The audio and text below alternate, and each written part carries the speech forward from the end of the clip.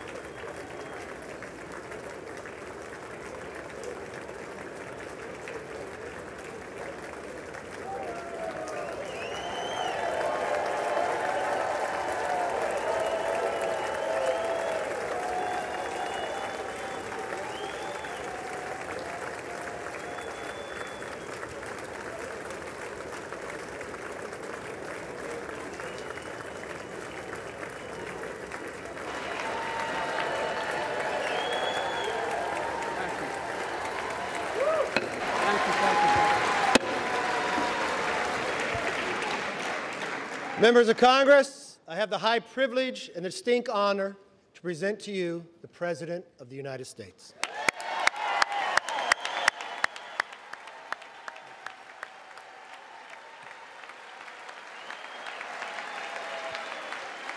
Mr. Speaker. Thank you. You can smile. It's okay.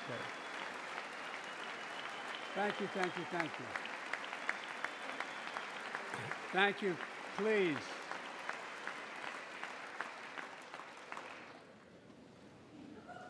Mr. Speaker, Madam Vice President, our First Lady and Second Gentleman, good to see you guys up there. Members of Congress,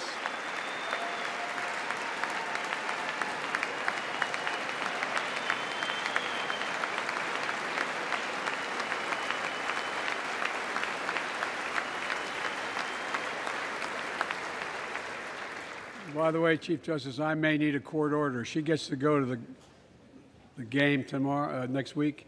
I have to stay home. Got to work something out here. Members of the Cabinet, leaders of our military, Chief Justice, Associate Justice, and retired Justice of the Supreme Court, and to you, my fellow Americans. You know, I start tonight by congratulating the 118th Congress and the new Speaker of the House, Kevin McCarthy.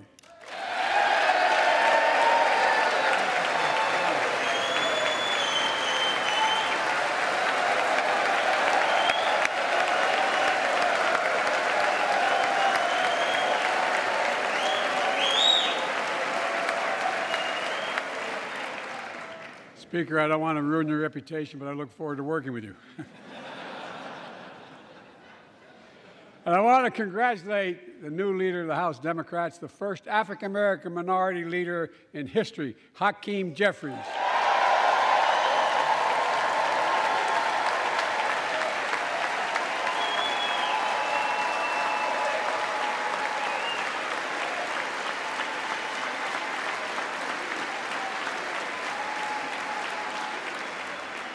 He won in spite of the fact I campaigned for him. Congratulations to the longest-serving leader in the history of the United States Senate, Mitch McConnell. Where are you, Mitch?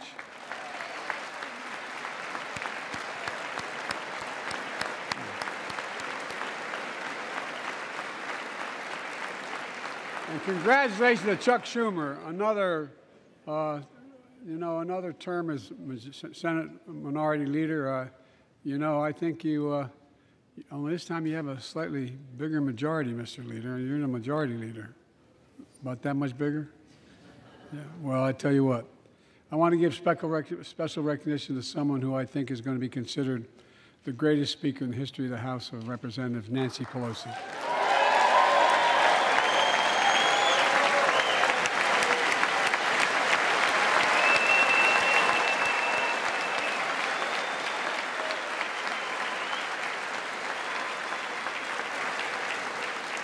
Folks, the story of America is a story of progress and resilience, of always moving forward, of never, ever giving up.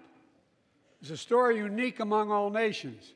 We're the only country that has emerged from every crisis we've ever entered stronger than we got into it. Look, folks, that's what we're doing again. 2 years ago, the economy was reeling. I stand here tonight after we've created, with the help of many people in this room, 12 million new jobs, more jobs created in 2 years than any president's created in 4 years, because of you all, because of the American people. 2 years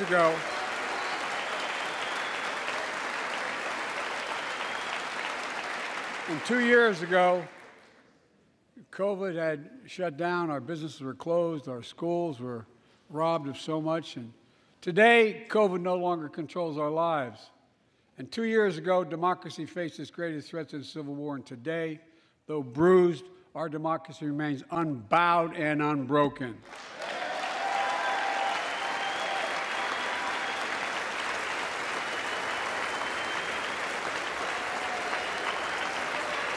As we gather here tonight, we're writing the next chapter in the great American story, a story of progress and resilience. When world leaders ask me to define America, and they do, believe it or not, I say I can define it in one word, and I mean this: possibilities. We don't think anything is beyond our capacity. Everything is a possibility. You know, we're often told that Democrats and Republicans can't work together. But over the past 2 years, we've proved the cynics and naysayers wrong. Yes, we disagreed plenty. And yes, there were times when Democrats went alone. But time and again, Democrats and Republicans came together to defend a stronger and safer Europe. It came together to pass once-in-a-generation infrastructure law, building bridges connecting our nation and our people. We came together to pass the most significant law ever, helping victims exposed to toxic burn pits. And in fact,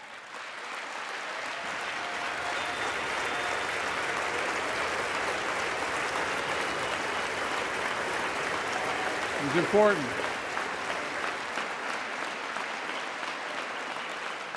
And in fact, I signed over 300 bipartisan pieces of legislation since becoming president, from reauthorizing the Violence Against Women Act, the Electoral Count Reform Act, the Respect for Marriage Act that protects the right to marry the person you love. And to my Republican friends, if we could work together the last Congress, there's no reason we can't work together and find consensus on important things in this Congress as well. I think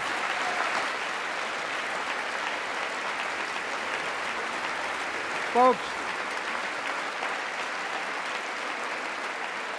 you all are as formed as I am, but I think the people sent us a clear message. Fighting for the sake of fighting, power for the sake of power, conflict for the sake of conflict gets us nowhere. That's always been my vision of our country, and I know it's many of yours.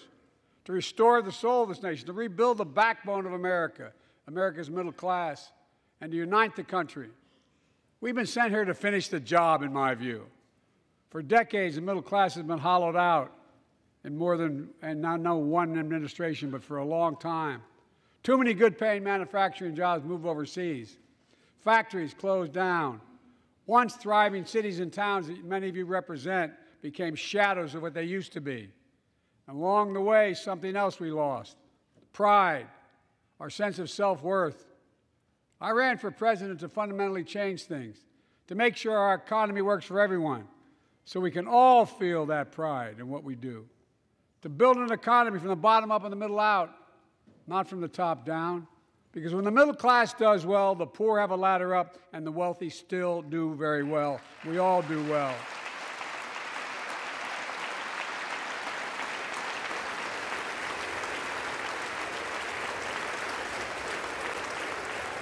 I know a lot of you always kid me for always quoting my dad, but my dad used to say, Joey, a job's about a lot more than a paycheck.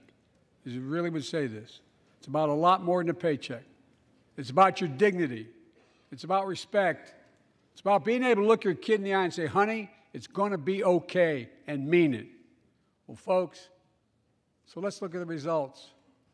We're not finished yet by any stretch of the imagination, but unemployment rate is at 3.4%, a 50-year low.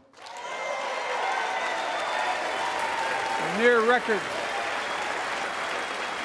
record unemployment.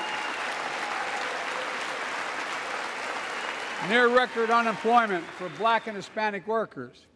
We've already created, with your help, 800,000 good-paying manufacturing jobs, the fastest growth in 40 years. And where is it written? Where is it written that America can't lead the world in manufacturing? And I don't know where that's written.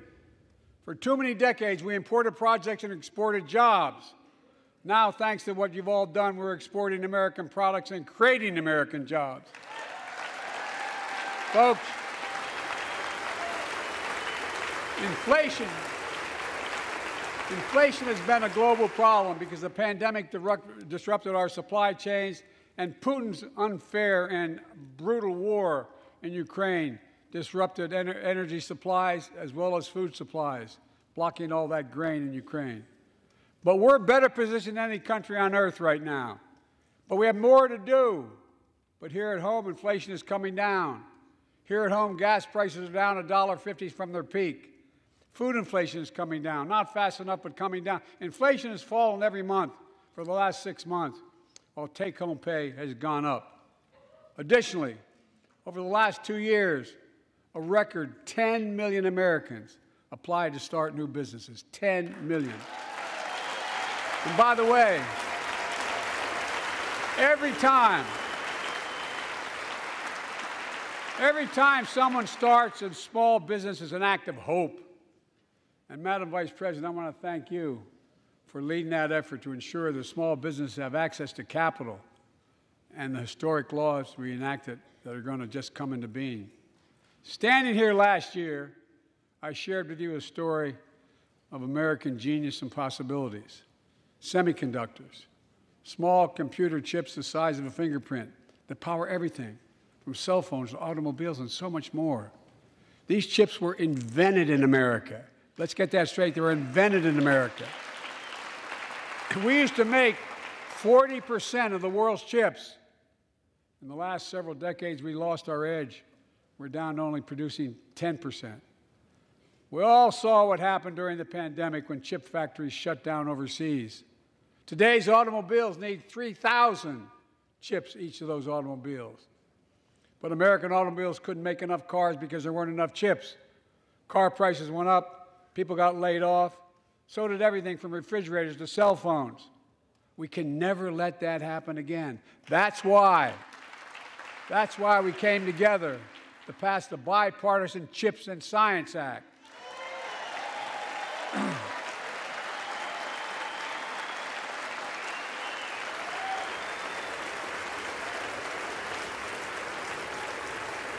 Folks, I know I've been criticized for saying this, but I'm not changing my view. We're going to make sure the supply chain for America begins in America. The supply chain begins in America. We've already created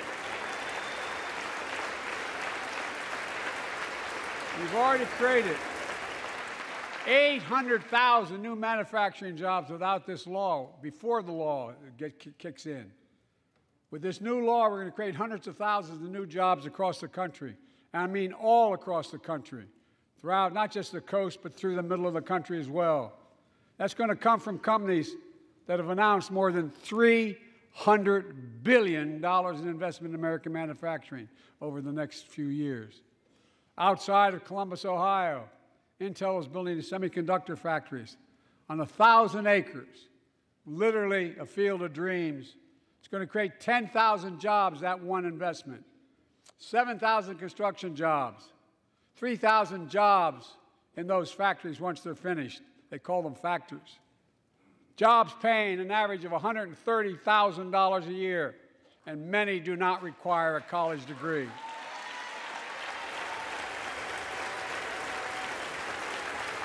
Jobs. Because we work together, these jobs where people don't have to leave home to search for opportunity. And it's just getting started. Think about the new homes, the small businesses, the medium-sized businesses. So much more that's going to be needed to support those 3,000 permanent jobs and the factories that are going to be built. Talk to mayors and governors, Democrats and Republicans, and they'll tell you what this means for their communities. We're seeing these field of dreams transform to the heartland. But to maintain the strongest economy in the world, we need the best infrastructure in the world. And folks, as you all know, we used to be #1 in the world in infrastructure. We've sunk to 13th in the world. The United States of America, 13th in the world in infrastructure, modern infrastructure. But now we're coming back because we came together and passed the bipartisan infrastructure law, the largest investment in infrastructure since President Eisenhower's interstate highway system.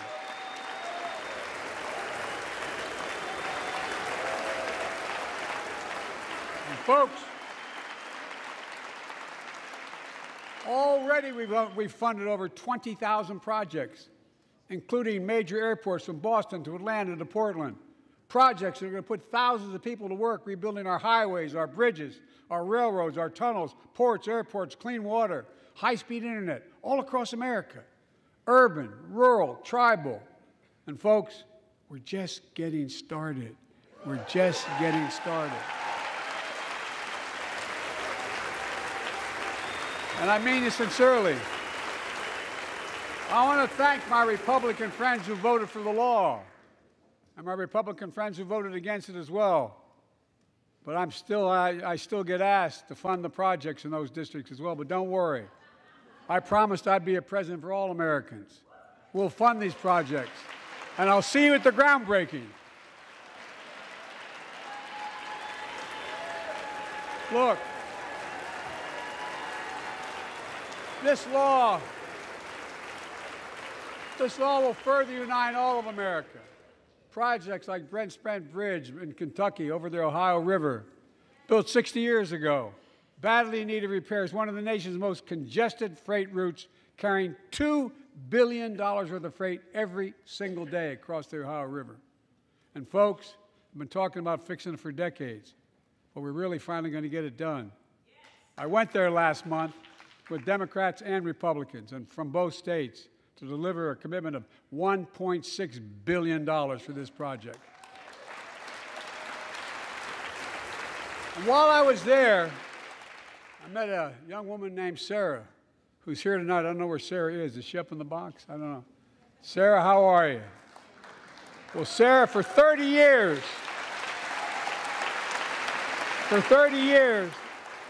I learned, she told me she'd been a proud member of the Iron Workers Local 44, known as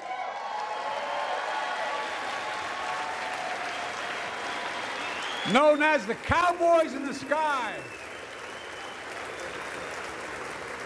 The folks who built Cincinnati's skyline. Sarah said she can't wait to be 10 stories above the Ohio River building that new bridge. God bless her. That's pride. And that's what we're also building. We're building back pride. Look, we're also replacing poisonous lead pipes that go into 10 million homes in America, 400,000 school and child care centers. So every child in America can drink the water instead of having permanent damage to their brain. Look, we're making sure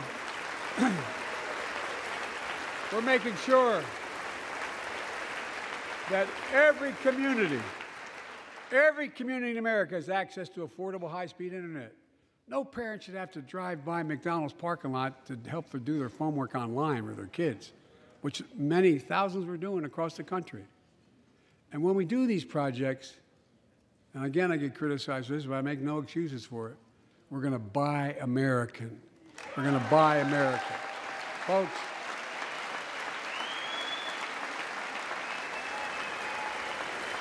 and it's totally consistent with international trade rules.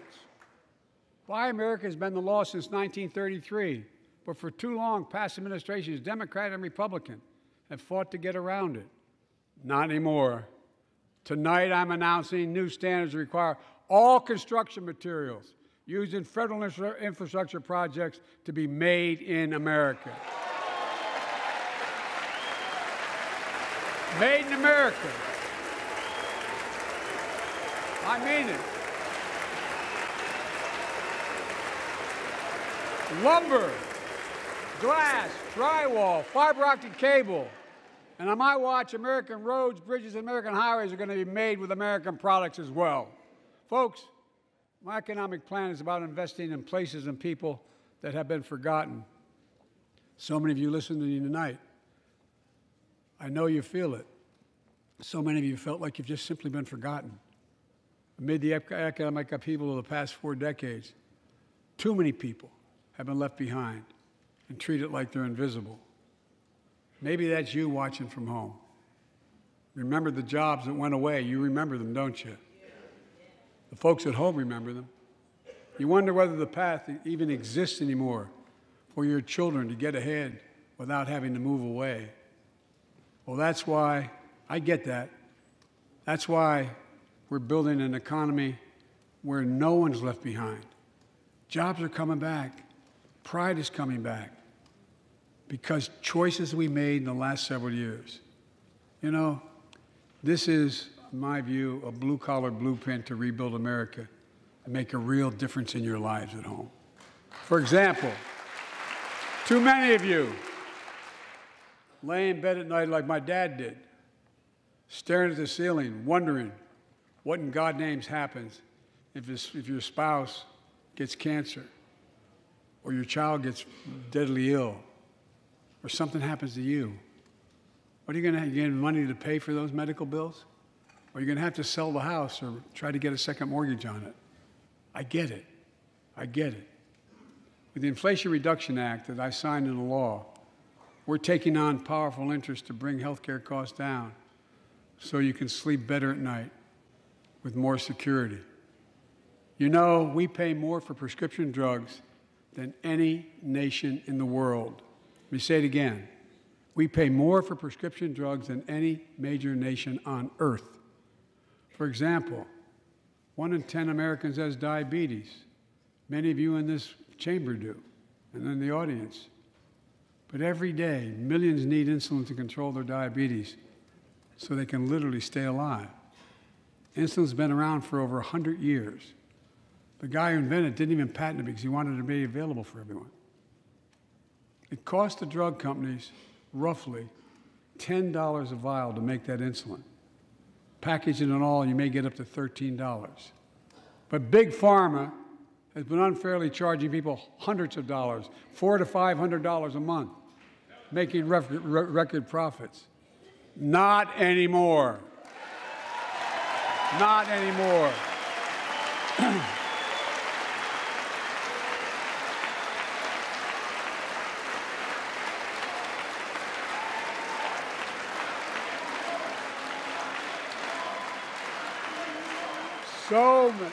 So many things that we did are only now coming to fruition. We said we were doing this, and we said we passed a law to do it, but people didn't know because the law didn't take effect until January 1 of this year. We capped the cost of insulin at $35 a month for seniors on Medicare. People are just finding out. I'm sure you're getting the same calls I'm getting. Look, there are millions of other Americans who do not or are not on Medicare, including 200,000 young people with type 1 diabetes who need this insulin to stay alive. Let's finish the job this time. Let's cap the cost of insulin for everybody at $35.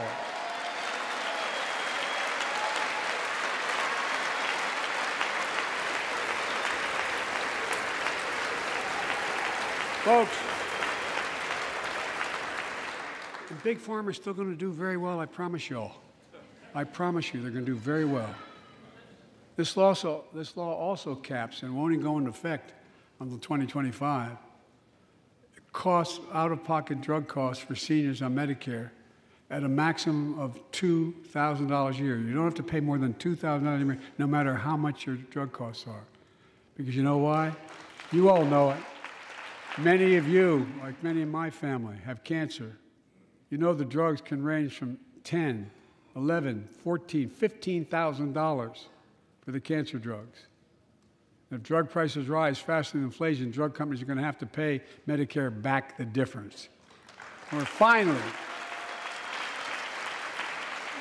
giving Medicare the power to negotiate drug prices. Bringing down prescription drug costs doesn't just save seniors money, it cuts the federal deficit by billions of dollars, by hundreds of billions of dollars. Because these prescription drugs are drugs purchased by Medicare to keep their commitment to the seniors. Well, guess what? Instead of paying $400 or $500 a month, you're paying $15. That's a lot of savings for the federal government. And by the way, why wouldn't we want that? Now, some members here are threatening, and I know it's not an official party position, so I'm not going to exaggerate, but threatening to repeal the Inflation Reduction Act. As my coach, that's okay, that's fair. As my football coach used to say, lots of luck in your senior year. Make no mistake, if you try anything to raise the cost of prescription drugs, I will veto it. Look, I'm pleased to say that more Americans have health insurance now than ever in history. A record 16 million people are enrolled in the Affordable Care Act. And thanks to the law I signed last year, saving millions are saving $800 a year on their premiums. And by the way, that law was written and the benefit expires in 2025. So my plea to some of you, at least in this audience, let's finish the job and make these savings permanent. Expand coverage of Medicaid.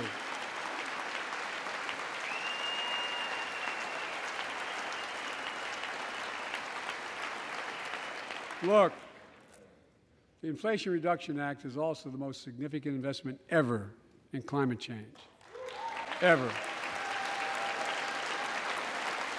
Lowering utility bills, creating American jobs, leading the world to a clean energy future. I visited the devastating aftermath of record floods, droughts, storms, and wildfires from Arizona to New Mexico to all the way up to the Canadian border. More timber has been burned, as I've observed from helicopters, than the entire state of Missouri. And we don't have global warming? Not a problem. In addition to emergency recovery, from Puerto Rico to Florida to Idaho, we're rebuilding for the long term. New electric grids that are able to weather major storms and not prevent those forest fires. Roads and water systems withstand the next big flood. Clean energy to cut pollution and create jobs in communities often left behind. We're going to build 500,000 electric vehicle charging stations installed across the country by tens of thousands of IBEW workers. And we're helping families save more than $1,000 a year with tax credits to purchase electric vehicles and efficient appliances, energy-efficient appliances. Historic conservation efforts to be responsible stewards of our land. Let's face reality. The climate crisis doesn't care if you're in a red or blue state. It's an existential threat. We have an obligation, not to ourselves, but to our children and grandchildren to confront it. I'm proud of how America, at last, is stepping up to the challenge. We're still going to need oil and gas for a while. But guess what? No, we do. But there's so much more to do. We got to finish the job. And we pay for these investments in our future by finally making the wealthiest and biggest corporations begin to pay their fair share. Just begin.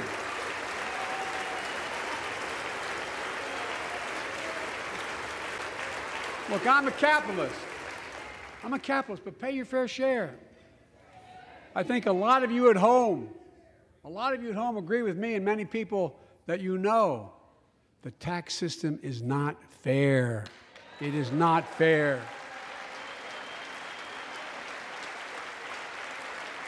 Look, the idea that in 2020, 55 of the largest corporations in America, the Fortune 500, made $40 billion in profits and paid zero in federal taxes? Zero? Folks, it's simply not fair. But now, because of the law I signed, billion-dollar companies have to pay a minimum of 15%. God love them. 15%.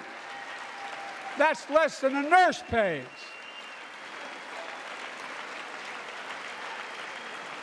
And let me be crystal clear. I said at the very beginning, under my plans, as long as I'm president, nobody earning less than $400,000 will pay an additional penny in taxes. Nobody, not one penny. But let's finish the job. There's more to do. We have to reward work, not just wealth. Pass my proposal for the billionaire minimum tax. You know, there's 1,000 billionaires in America. It's up from about 600 in the beginning of the term. But no billionaire should be paying a lower tax rate than a school teacher or firefighter. I mean it. Think about it.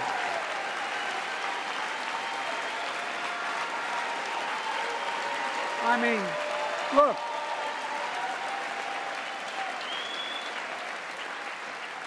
I know you aren't enthusiastic about that, but think about it. Think about it. Have you noticed Big Oil just reported its profits, record profits? Last year they made $200 billion in the midst of a global energy crisis. I think it's outrageous. Why? They invested too little of that profit to increase domestic production. And when I talk to a couple of them, they say, we're afraid you're going to shut down all the oil wells, all the oil refineries anyway, so why should we invest in them? I said, we're going to need oil for at least another decade. And that's going to exceed, and beyond that, we're going to need it. Production. If they had, in fact, invested in the production to keep gas prices down, instead, they used the record profits to buy back their own stock, rewarding the CEOs and shareholders. Corporations ought to do the right thing. That's why I propose we quadruple the tax on corporate stock buybacks and encourage long-term investments. They'll still make considerable profit. Let's finish the job and close the loopholes that allow very wealthy to avoid paying their taxes. Instead of cutting the number of audits for wealthy taxpayers, I just signed a law to reduce the deficit by $114 billion by cracking down on wealthy tax cheats. That's being fiscally responsible. In the last 2 years, my administration has cut the deficit by more than $1.7 trillion, the largest deficit reduction in American history. Under the previous administration, the American deficit went up 4 years in a row. Because those record deficits, no president added more to the national debt in any 4 years than my predecessor. Nearly 25% of the entire national debt that took over 200 years to accumulate was added by just one administration alone, the last one. They're the facts. Check it out. Check it out. How did Congress respond to that debt? They did the right thing. They lifted the debt ceiling 3 times without preconditions or crisis. They paid American bills to prevent an economic disaster to the country. So tonight I'm asking the Congress to follow suit. Let's commit here tonight to the full faith and credit of the United States of America will never, ever be questioned. Some of my Republican friends want to take the economy hostage. I get it, unless I agree to their economic plans. All of you at home should know what those plans are. Instead of making the wealthy pay their fair share, some Republicans want Medicare and Social Security to sunset. I'm not saying it's a majority. Let me give you, anybody who doubts it, contact my office. I'll give you a copy. I'll give you a copy of the proposal. That means Congress doesn't vote. Well, I'm glad to see you. And I tell you, I enjoy conversion. You know, it means if Congress doesn't keep the programs the way they are, they'd go away. Other Republicans say, I'm not saying it's a majority of you. I don't even think it's even a significant, but it's being proposed by individuals. I'm not politely not naming them, but it's being proposed by some of you. Look, folks, the idea is that we're not going to be moved into being threatened to default on the debt if we don't respond.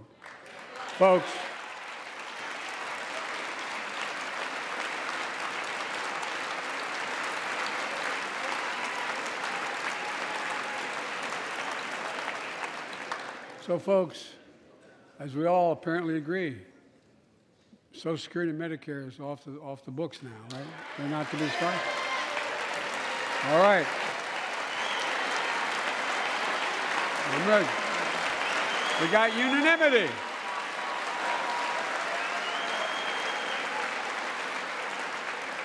Social Security and Medicare are a lifeline for millions of seniors. Americans have to pay into them from the very first paycheck they started. So tonight, let's all agree, and we apparently are. Let's stand up for seniors.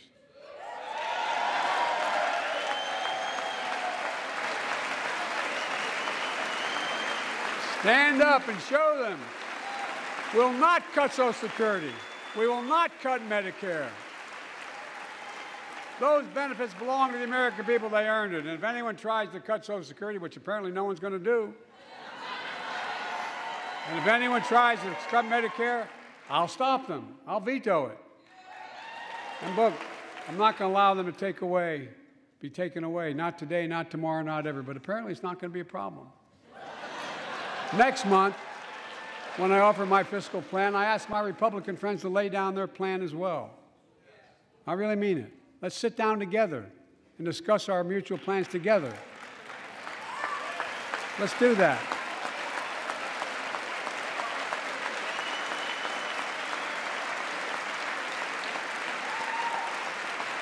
I can tell you, the plan I'm going to show you is going to cut the deficit by another $2 trillion.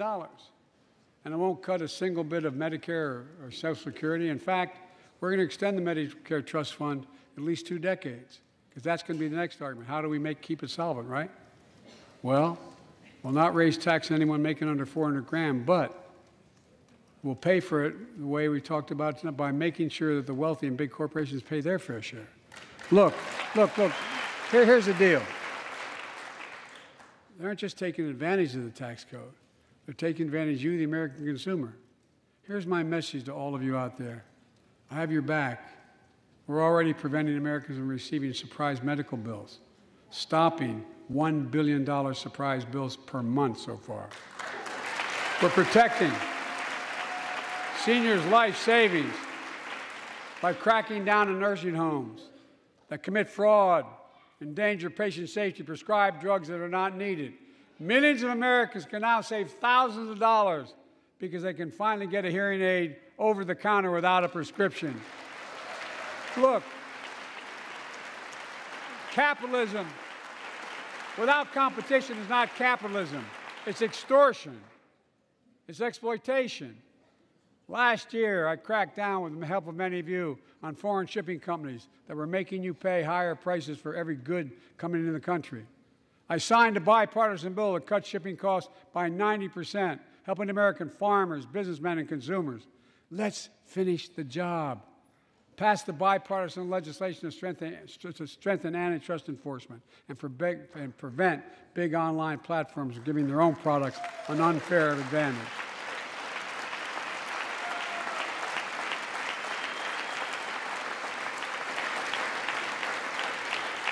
My administration is also taking on junk fees, those hidden surcharges too many companies use to make you pay more.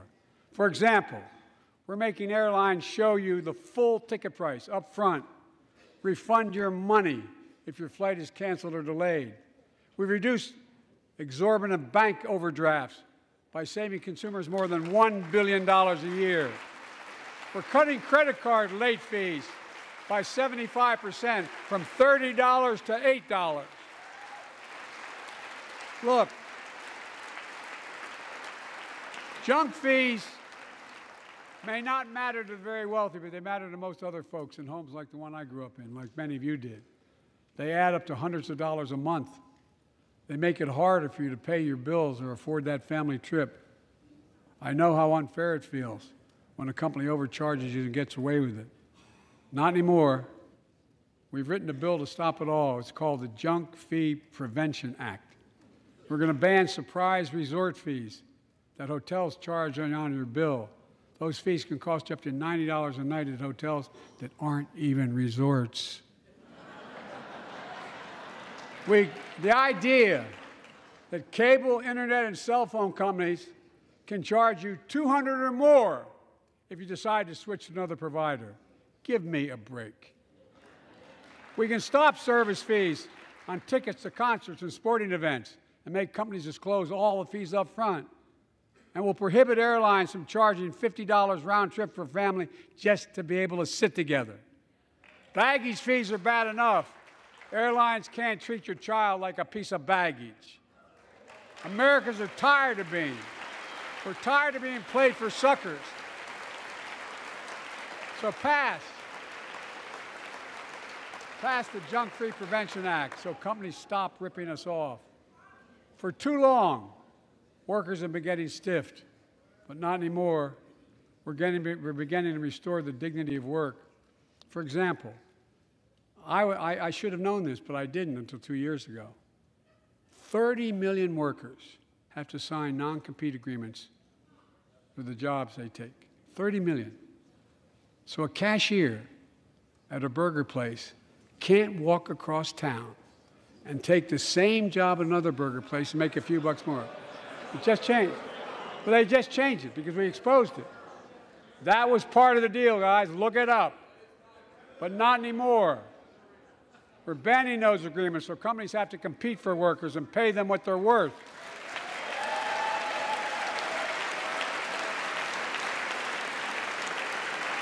And I must tell you,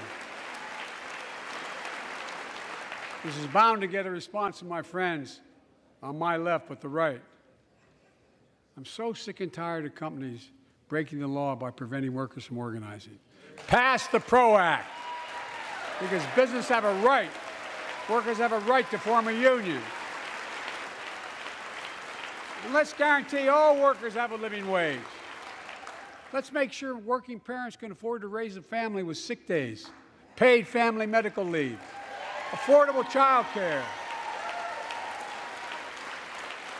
That's going to enable millions of more people to go and stay at work. And let's restore the full child tax credit, which gave tens of millions of parents some breathing room and cut child poverty in half to the lowest level in history. And by the way, when we do all these things, we increase productivity. We increase economic growth. So let's finish the job and get more families access to affordable, quality housing. Let's get seniors who want to stay in their homes the care they need to do so. Let's give more breathing room to millions of family caregivers looking after their loved ones. Pass my plan so we get seniors and people with disabilities the home care and services they need. And support the workers who are doing God's work. These plans are fully paid for, and we can afford to do them. Restoring the dignity of work means making education an affordable ticket to the middle class. You know, when we made public education, 12 years of it, universal in the last century, we made the best educated, best paid, we became the best educated, best paid nation in the world. But the rest of the world's caught up. It's caught up. Jill, my wife, who teaches full-time, has an expression. I hope I get it right, kid. Any nation that out-educates us is going to out-compete us. Any nation that out-educates is going to out-compete us. Folks, we all know 12 years of education is not enough to win the economic competition of the 21st century. We want to have the best educated workforce. Let's finish the job by providing access to preschool for 3 and 4 years old. Studies show that children who go to preschool are nearly 50% more likely to finish high school and go on to earn a 2- or 4-year degree, no matter their background they came from. Let's give public school teachers a raise.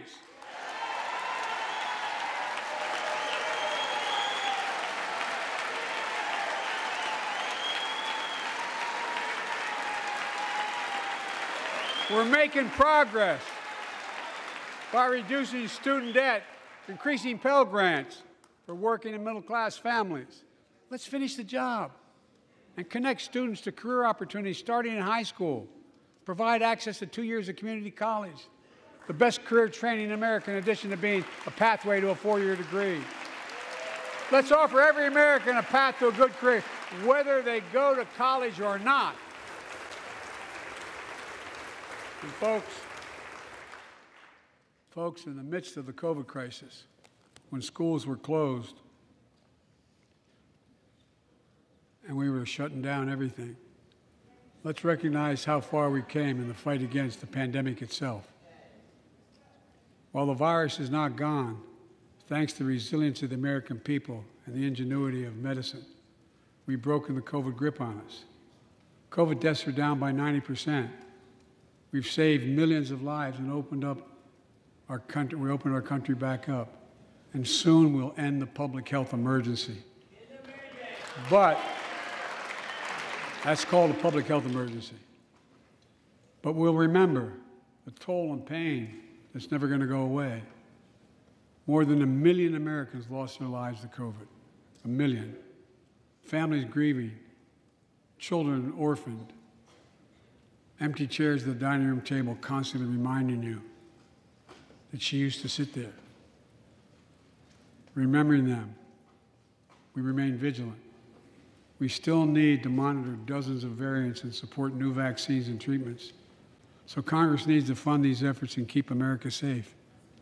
And as we emerge from this crisis stronger, we're also got to double down on prosecuting criminals who stole relief money meant to keep workers and small businesses afloat.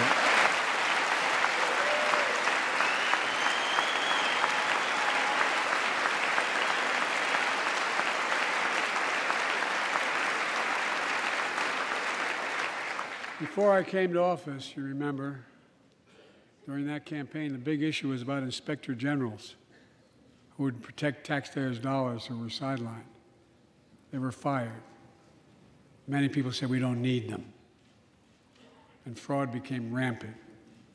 Last year, I told you the watchdogs are back. Since then, we've recovered billions of taxpayers' dollars. Now let's triple the anti-fraud strike force going after these criminals, double the statute of limitations on these crimes, and crack down on identity fraud by criminal syndicates stealing billions of dollars from the American people. And the data shows that for every dollar we put into fighting fraud, the taxpayers get back at least 10 times as much. It matters. It matters.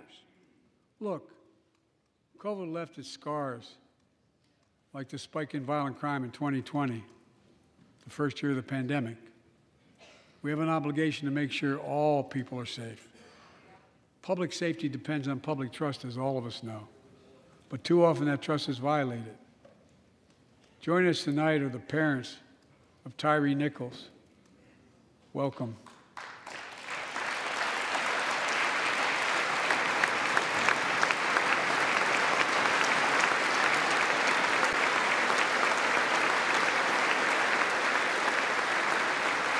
We had to bury Tyree last week.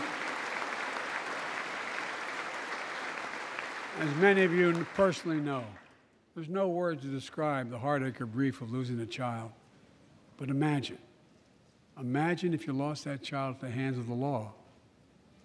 Imagine having to worry whether your son or daughter came home from walking down the street, or playing in the park, or just driving a car. Most of us in here have never had to have the talk that brown and black parents have had to have with their children. Bo, Hunter, Ashley, my children, I never had to have the talk with them. I never had to tell them if a police officer pulls you over, turn your interior lights on right away. Don't reach for your license. Keep your hands on the steering wheel. Imagine having to worry like that every single time your kid got in a car. Here's what Tyree's mother shared with me when I spoke to her, when I asked her how she finds the courage to carry on and speak out. With the faith of God, she said her son was, quote, a beautiful soul, and something good will come of this. Imagine how much courage and character that takes. It's up to us, to all of us. We all want the same thing. Neighborhoods free of violence, law enforcement who earns the community's trust. Just as every cop, when they pin on that badge in the morning, has a right to be able to go home at night, so does everybody else out there. Our children have a right to come home safely. Equal protection under the law is a covenant we have with each other in America.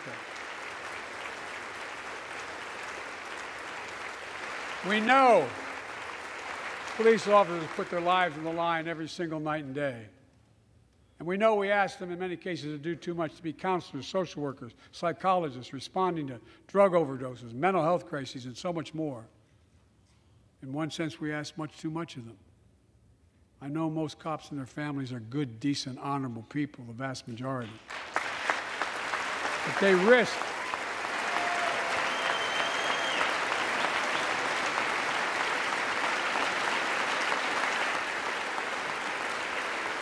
risk their lives every time they put that shield on. But what happened to Tyree in Memphis happens too often. We have to do better. Give law enforcement the real training they need. Hold them to higher standards. Help them succeed in keeping us safe. We also need more first responders and professionals to address the growing mental health, substance abuse challenges. More resources to reduce violent crime and gun crime. More community intervention programs. More investment in housing, education, and job training. All this can help prevent violence in the first place. And when police officers or police departments violate the public trust, they must be held accountable. With the support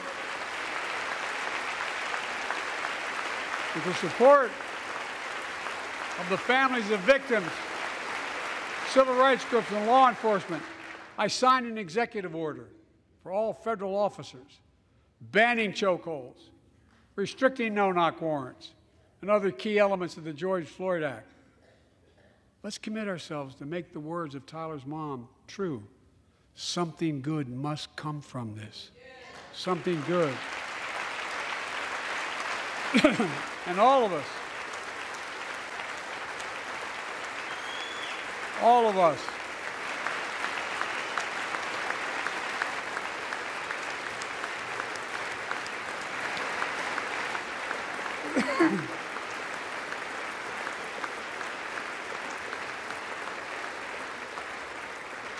folks, it's difficult, but it's simple. All of us in this chamber, we need to rise to this moment. We can't turn away. Let's do what we know in our hearts that we need to do. Let's come together to finish the job on police reform. Do something. Do something. That was the plea of parents who lost their children in Uvalde. I met with every one of them. Do something about gun violence. Thank God. Thank God we did. Passing the most sweeping gun safety law in 3 decades. That includes things like that the majority of responsible gun owners already support, enhanced background checks for 18 to 21 years old, red flag laws, keeping guns out of the hands of people who are a danger to themselves and others. But we know our work is not done.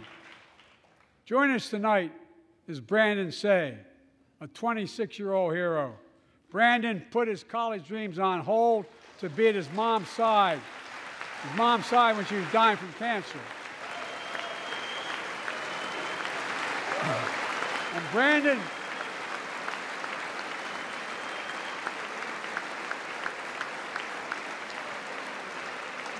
now works at the dance studio started by his grandparents.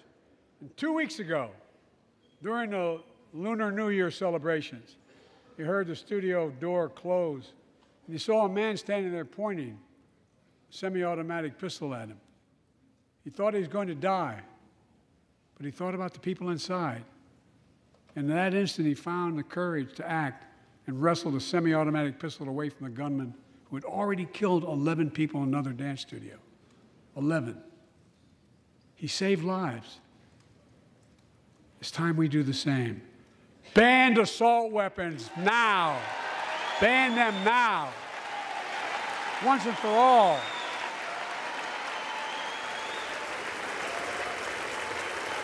I led the fight to do that in 1994. And in 10 years, that ban was law and mass shootings went down. After we let it expire in the Republican administration, mass shootings tripled. Let's finish the job and ban these assault weapons. And let's also come together on immigration. Make it a bipartisan issue once again.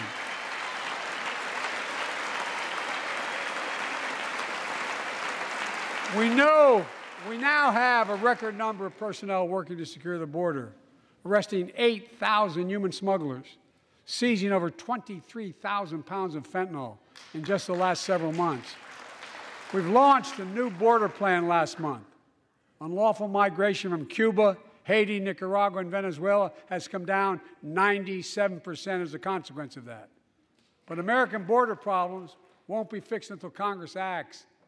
If we don't pass my comprehensive immigration reform, at least pass my plan to provide the equipment and officers to secure the border.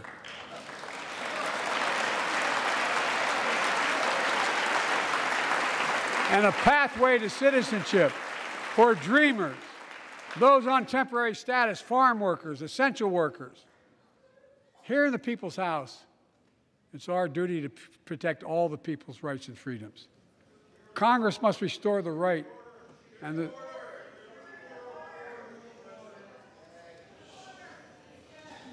Congress must restore the right that was taken away in Roe v. Wade and protect Roe v. Wade.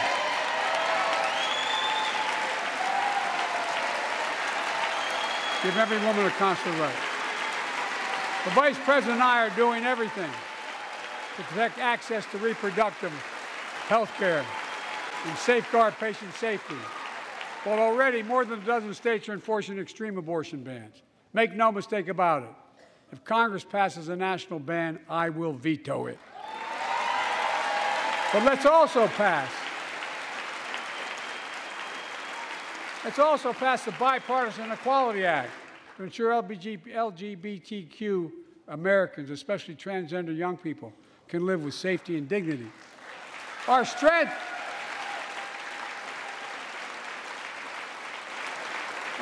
is not just the example of our power, but the power of our example.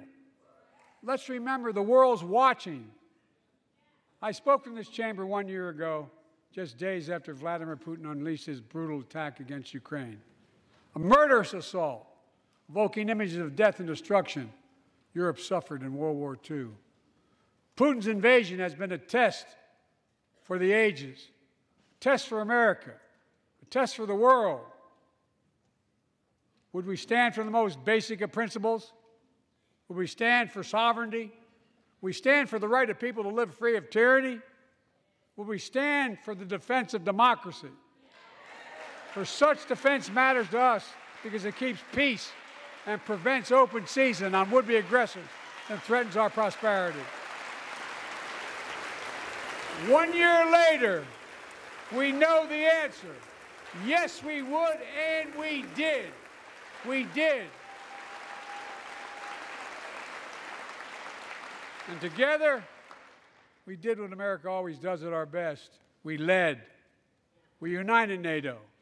We built a global coalition. We stood against Putin's aggression. We stood with the Ukrainian people. Tonight, we're once again joined by Ukraine's ambassador to the United States. She represents not just her nation, but the courage of her people. Our ambassador is here, united. We're united in our support of your country. Will you stand so we can all take a look at you? Thank you.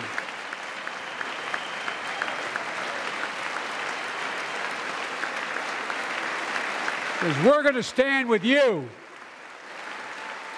as long as it takes.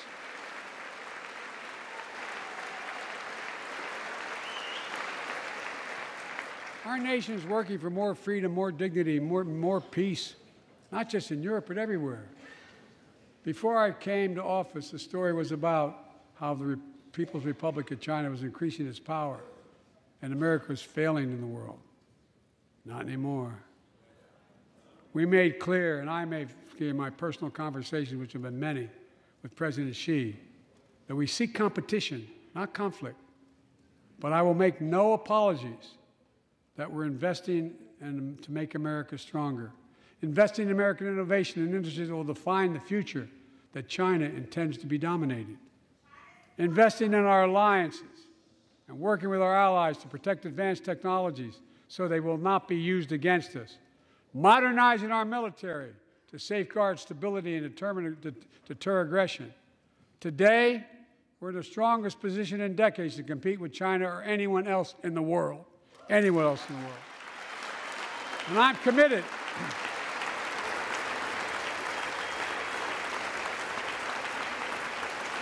I'm committed to work with China where we can advance American interests and benefit the world. But make no mistake about it. As we made clear last week, if China threatens our sovereignty, we will act to protect our country, and we did.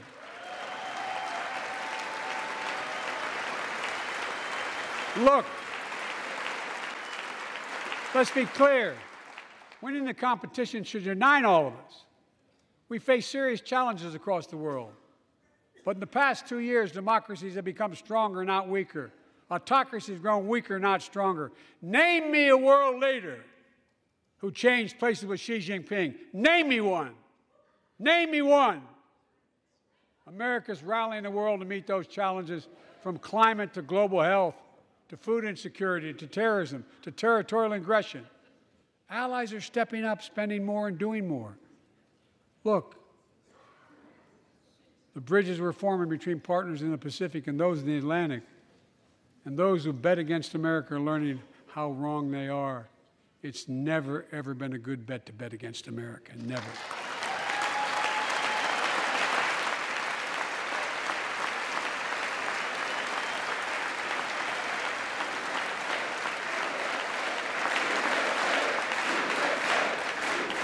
Well, when I came to office, most assured that bipartisanship assumed was impossible, but never believed it. That's why a year ago I offered a unity agenda to the nation as I stood here. We made real progress together. We passed a law making it easy for doctors to prescribe effective treatments for opioid addiction. We passed the gun safety law, making historic investments in mental health. We launched the ARPA-H drive for breakthrough in the fights against cancer, Alzheimer's, and diabetes, and so much more. We passed the Heath Robinson PACT Act, named after the late Iraq War veteran whose story about exposure to toxic burn kits I shared here last year.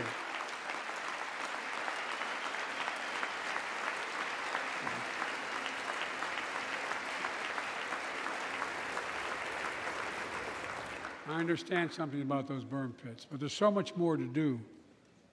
We can do it together. Joining us tonight is a father named Doug from Newton, New Hampshire. He wrote Jill, my wife, a letter, and me as well, about his courageous daughter, Courtney. A contagious laugh, his sister's best friend, her sister's best friend. He shared a story all too familiar to millions of Americans and many of you in the audience. Courtney discovered pills in high school. It spiraled into addiction and eventually death from a fentanyl overdose. She was just 20 years old. Describing the last 8 years without her, Doug said, "There's no worse pain." Yet their family has turned pain to purpose, working to end the stigma and change laws. He told us he wants to start a journey toward American recovery. Doug, we're with you. Fentanyl is killing more than 70,000 Americans a year.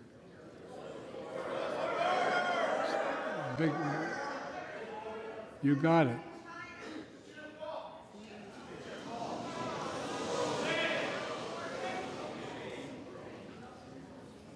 So let's launch a major surge to stop fentanyl production and the sale and trafficking, with more drug detection machines, inspection cargo, stop pills and powder at the border. Working with couriers like FedEx to inspect more packages for drugs. Strong penalties to crack down on fentanyl trafficking. Second, let's do more on mental health, especially for our children. When millions of young people are struggling with bullying, violence, trauma, we owe them greater access to mental health care at their schools. We must finally hold social media companies accountable for experimenting they're doing running children for profit. It's time to pass bipartisan legislation to stop big tech from collecting personal data on our kids and teenagers online, ban targeted advertising to children, and impose stricter limits on the personal data that companies collect on all of us. Third, let's do more to keep this nation's one truly sacred obligation, to equip those we send into harm's way and care for them and their families when they come home. Job training, job placement for veterans and their spouses as they come to return to civilian life. Helping veterans afford the rent, because no one should be homeless in America, especially someone who served the country.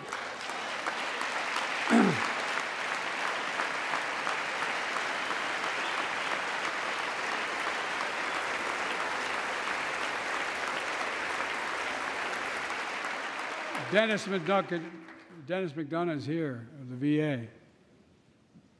We had a first real discussion when I asked him to take the job. I'm glad he did. We were losing up to 25 veterans a day on suicide. Now we're losing 17 a day to the silent scourge of suicide. 17 veterans a day are committing suicide. More than all the people being killed in the wars. Folks, VA is doing everything it can, including expanding mental health screening, proven programs that recruits veterans to help other veterans understand what they're going through, get them the help they need. We got to do more. And fourth, last year, Jill and I reignited the cancer moonshot that I was able to start with President Obama asked me to lead our administration on this issue. Our goal is to cut the cancer death rates at least by 50% in the next 25 years. Turn more cancers from death sentences to treatable diseases. Provide more support for patients and their families. It's personal to so many of us in this audience. Joining us are Morris and Candice, an Irishman and the daughter of immigrants from Panama. They met and fell in love in New York City and got married in the same chapel Jill and I got married in New York City. Kindred spirits. He wrote us a letter about his little daughter, Ava, and I saw her just before I came over. She was just a year old when she was diagnosed with rare kidney disease, cancer. After 26 blood transfusions, 11 rounds of radiation, 8 rounds of chemo, 1 kidney removed, given a 5% survival rate. He wrote how in the darkest moments he thought, if she goes, I can't stay. Many of you have been through that as well.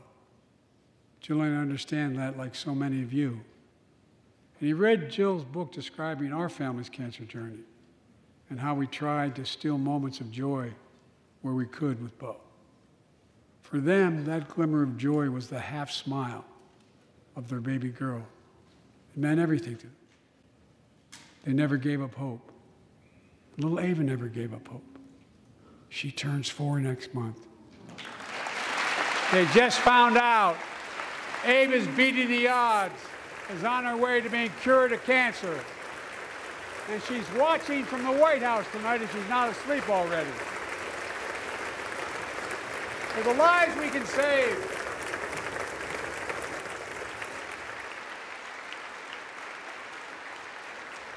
For the lives we can save and the lives we've lost, let this be a truly American moment that rallies the country and the world together and proves that we can still do big things.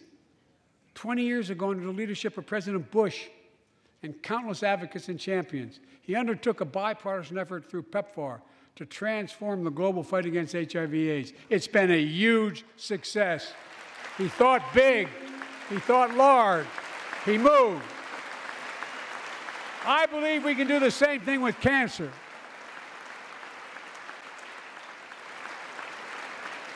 Let's end cancer as we know it. Cure some cancers once and for all. Folks, there's one reason why we've been able to do all of these things. Our democracy itself. It's the most fundamental thing of all. With democracy, everything's possible. Without it, nothing is. For the last few years, our democracy has been threatened and attacked, put at risk, put to the test in this very room on January the 6th. And then just a few months ago, an unhinged big lie assailed and unleashed a political violence at the home of the then Speaker of the House of Representatives, using the very same language the insurrectionists used as they stalked these halls and chanted on January 6th. Here tonight in this chamber is a man who bears the scars of that brutal attack, but is as tough and as strong and as resilient as they get. My friend Paul Pelosi. Paul, stand up.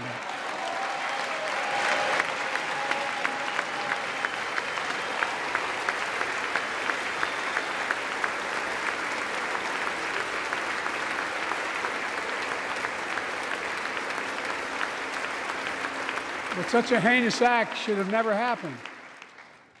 We must all speak out. There's no place for political violence in America. We have to protect the right to vote, not suppress the fundamental right. Honor the results of our elections, not subvert the will of the people. We have to uphold the rule of law and restore trust in our institutions of democracy. And we must give hate and extremism in any form no safe harbor.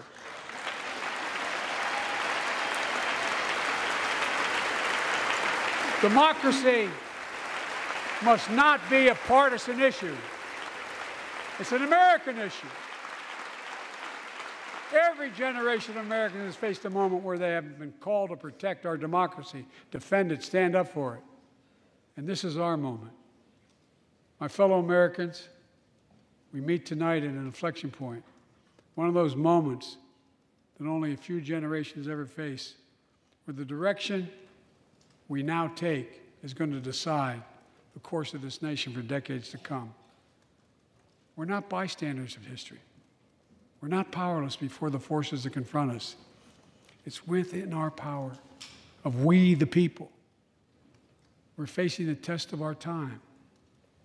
We have to be the nation we've always been at our best, optimistic, hopeful, forward-looking.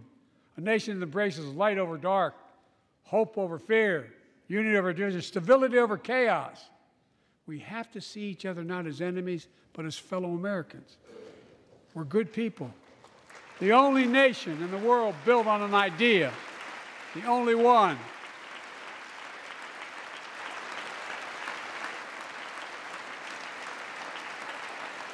Other nations are defined by geography, ethnicity, but we're the only nation based on an idea that all of us, every one of us, is created equal in the image of God. A nation that stands as a beacon of the world. A nation in a new age of possibilities. So I've come to fulfill my constitutional obligation to report in the State of the Union. And here's my report. Because the soul of this nation is strong, because the backbone of this nation is strong, because the people of this nation are strong, the State of the Union is strong.